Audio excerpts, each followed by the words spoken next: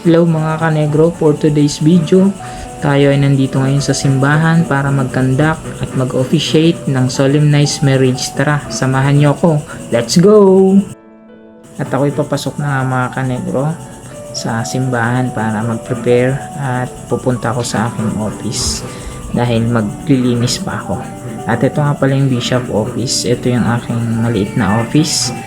At papasok tayo dahil makalat talaga dito sa loob. Kung makikita nyo, yan, makalat talaga. Kaya after nyan, maglilinis tayo.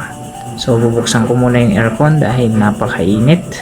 So magpapapress ko muna tayo.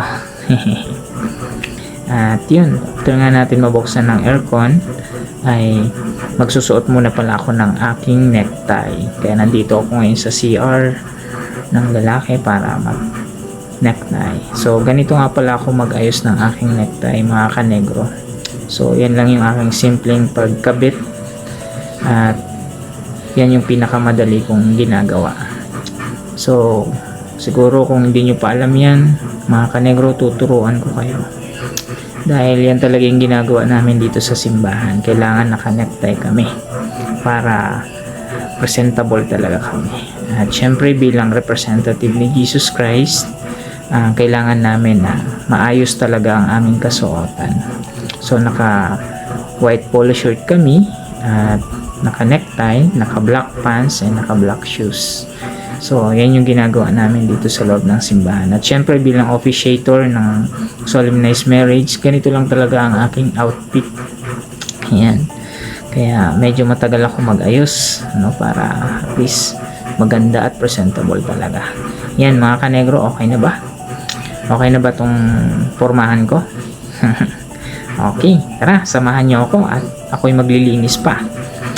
Yun mga kanegro. So ngayon nandito ako ngayon sa office para maglinis kasi bilang miyembro ng simbahan namin, o kahit ikaw ay leader, ay responsibilidad mo na pangalagaan at gawing malinis ang simbahan ng Diyos para mapil mo ang spirit pag ikaw ay papasok.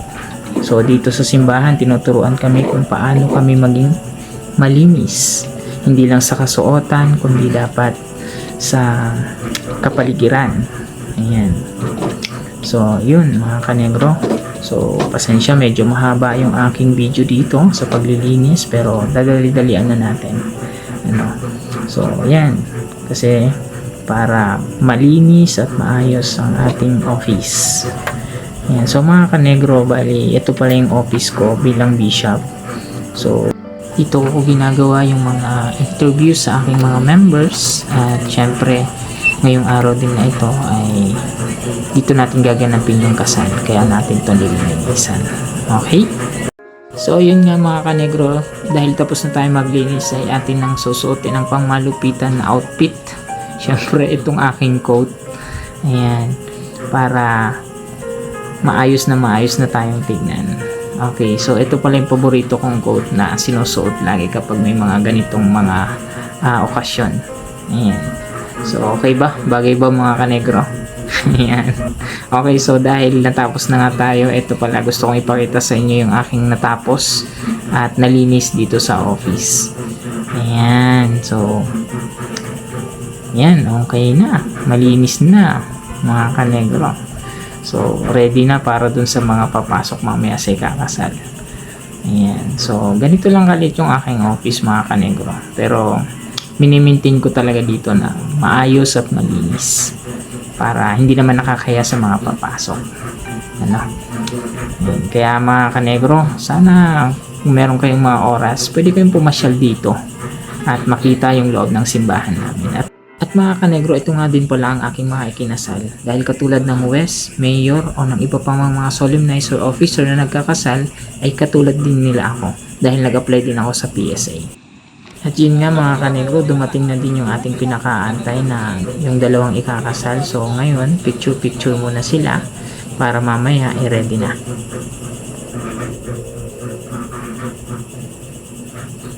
At yun, papasok na kami sa loob ng simbahan at pupunta na kami sa loob ng office para ikandak ang kasal.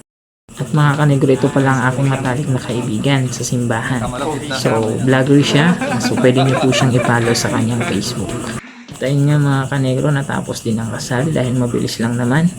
So, picture-picture na tayo dito. So, congratulations sa inyong dalawa. At kayo ay mabuhay at maging masaya. So mga kanegro, maraming salamat sa inyong pagsama sa akin dito sa simbahan. So, sa susunod ulit, ingat!